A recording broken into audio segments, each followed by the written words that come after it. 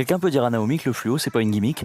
Le fluo, c'est pour être en sécurité sur le bord de la route. Et je te garantis, Naomi, que si tu restes en fluo, tu vas bien rester sur le bord de la route de WrestleMania. Mais t'inquiète pas, on te verra d'encore plus loin avec tes chaussures qui clignotent.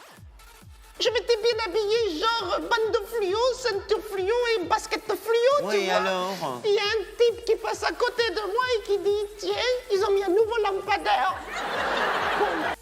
Fil de glow, fil de glow. Moi, j'ai pas fil le glow up là. Elle est restée bloquée dans les modes vestimentaires du passé. Le swag est dans mes veines. Ce soir on turn up. Swag is the future. Hashtag YOLO.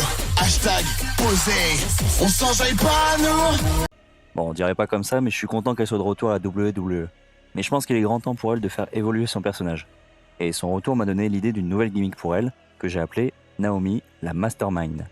Maintenant que Naomi est à SmackDown, elle va pouvoir se rapprocher de la Bloodline par l'intermédiaire de son mari Jimmy Uso. Une fois au sein du clan, Naomi commencera tranquillement à s'imposer comme un membre indispensable du groupe. Elle serait un personnage déjà plus malin que Jimmy, pas très compliqué. Non mais genre vraiment très intelligente et surtout très calculatrice.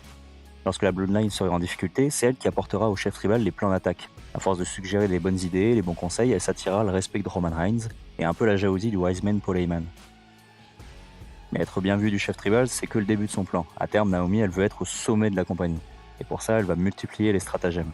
Par exemple, elle pourrait rentrer subtilement dans la tête de Jimmy et Solo pour les retourner contre leur chef tribal. Elle pourrait aussi convaincre Tamina et Nia Jax de devenir ses gardes du corps en échange de les amener au top de la division par équipe. Ou encore, elle pourrait prendre sous son aile la fille de The Rock pour asseoir sa position de nouvelle leader de la Bloodline. Tu vois Naomi, pour être une superstar brillante, t'as pas besoin forcément d'être en fluo.